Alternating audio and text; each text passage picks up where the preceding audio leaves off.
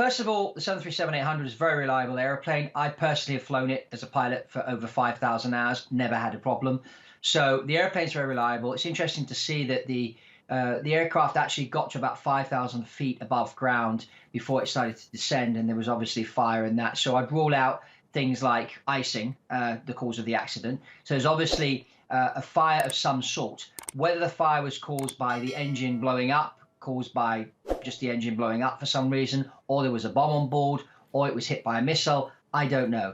It is an interesting fact that there was another pilot on the jump seat, so there were 3 pilots on the flight deck. So the pilots may have been undergoing some form of training or a check. That's an interesting fact. The other thing which I'm a bit sort of big question mark is the Iranian authorities said they're not going to allow Boeing to have the black box. Now, we know that Boeing right now is going through a bit of a difficult patch because of the 737 MAX accident that happened last year. Those airplanes have been grounded.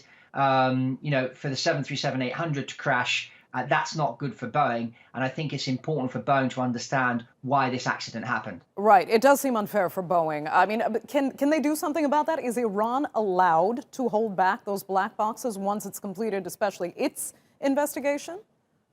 Well, I mean, it happened in Iranian territory, Ukraine aircraft. So obviously the Ukrainian authorities are going to be involved. The Iranian authorities are going to be involved. Eventually Boeing will get the information. But if I was a Boeing executive right now, I'd really want to see the black box now and be involved in the initial stage of the investigation. But the Iranians can, it happened in their own country. Everything is there in their country. They can do what they want. Unfortunately. Right. So this could create some sort of more tension between the US and Iran.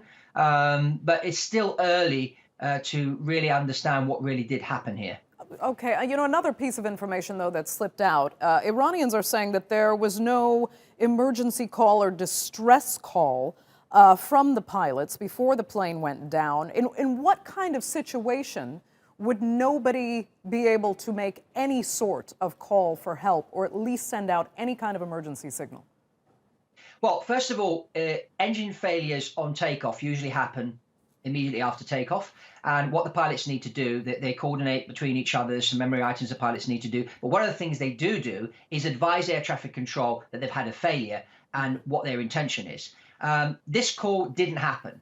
So this makes me think that there was some form of internal explosion, or it may have been hit by something. I don't think it's a natural failure. But again, I don't know how the pilots are trained in Ukraine, what the standards are, what their standard operating procedures are. But if it was something that happened, like a normal emergency, some form of communication would have happened from the airplane to the air traffic controllers. And because that didn't happen, there's suspicion there that it may have been an external factor that caused this crash, meaning a missile or a terrorist bomb or something like that. But again, it's still early days. It is. And we don't want to speculate. I understand that. But, as far as the plane is concerned, it underwent a maintenance check as far as we know, I think less than 48 hours, actually, before the plane took off.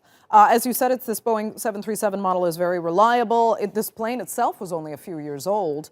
And Iran is saying, well, no, it's just coincidence that, short-range ballistic missiles were being fired in the area within around the same time range as when this plane went down. So, yes, I know we don't want to speculate, but wow, that's an amazing coincidence. Yeah, it is. And one has to wonder if it was intentionally shot down or the missile hit the airplane by mistake. That can happen. That's happened before. So I really, it's really early days to understand. And of course, all these coincidences are there, which leads someone to suspect that maybe the airplane was shot down. So how should this actually affect travel to Iran as well as over Iranian airspace? Well, I would be very careful. I mean, if anybody is planning to travel to Iran on business and that, I would delay that right now. I'd stay away from the region. Even with some of my clients that fly in their private jets around the world for business, I'm recommending to not go to Iran. So right now, just, let's just stay away and see how things develop over the next few weeks and then make a decision from there.